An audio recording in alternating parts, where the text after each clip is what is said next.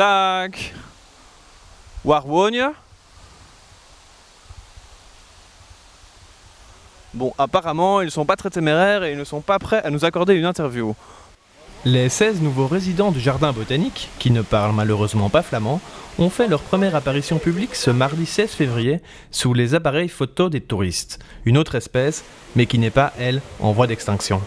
Vous saviez qu'il y avait des flamants roses qui étaient là dans le parc ici? Ah non, du tout. Non, je savais pas du tout qu'ils venaient ici. Et c'est une belle surprise alors. Ah oui, tout à fait. Oui. Je n'avais jamais vu, donc ça m'a permis d'en voir. Ah bah ceux-là, ils sont pas encore à maturité, ils n'ont pas mangé de crevettes. C'est parce qu'ils n'ont pas assez mangé de crevettes, c'est ça? Ah sûrement, c'est leur nourriture. Ah hein. oui, tout à fait, c'est leur nourriture alors. J'ai déjà vu des si beaux comme ça? Oui, non. J'en avais vu que des roses. Vous saviez qu'ils étaient là que depuis aujourd'hui? Ah non, vous savez. On m'avait pas prévenu. Non, c'est vrai qu'ils sont vraiment très très jolis ces flamants roses. Ils sont à peine roses, mais ils sont très très très jolis. Hein. C'est vrai que. Voilà. Et ça vous étonne pas qu'ils soient pas roses? Un peu si quand même, mais. D'ailleurs, je sais pas comment ça se fait. Les hôtes tant attendus ne se vêtiront de leurs belles plumes roses qu'une fois l'âge adulte atteint. Ils ont traversé l'océan depuis les Pays-Bas et ont finalement posé leurs bagages sur le sol de Guadeloupe le 5 février. Il aura néanmoins fallu un petit temps d'adaptation afin de les présenter au public. Alors, ils sont arrivés par camion puis avion. Ils ont passé 24 heures enfermés dans une boîte en caisson en bois.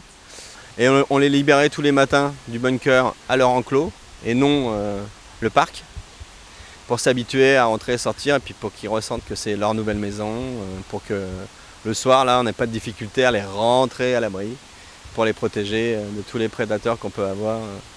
Le site est en effet protégé et nos oiseaux peuvent donc se rassurer, la probabilité qu'ils rencontrent un prédateur est très mince. Les chiens errants, les raccoons, ça peut devenir des prédateurs parce qu'ils sont omnivores. Vous ne craignez pas que quelqu'un du personnel mange les flamants roses?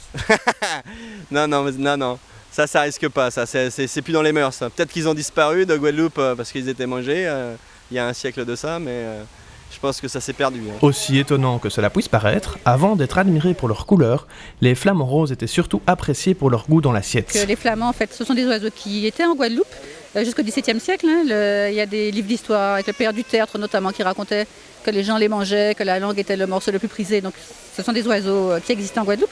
Et puis ensuite, c'est vrai que les clients du jardin botanique, donc c'est un peu l'image du jardin botanique, donc ils s'attendent à aller voir. Et en ce moment, c'est la haute saison, donc on a plus de 900 entrées par jour. Donc voilà, on voulait vraiment faire plaisir à nos visiteurs en leur proposant donc, cette attraction. Profitez-en pour aller les contempler, car ils ne seront pas éternels. Un nouvel arrivage sera nécessaire pour pérenniser l'espèce. Je dirais qu'un flamant rose, c'est ça vit en groupe, quoi. Eux, leur sécurité, elle se fait en groupe, quoi. Si on veut qu'on ait de la reproduction, là on peut pas, parce qu'on a un trop petit nombre, quoi.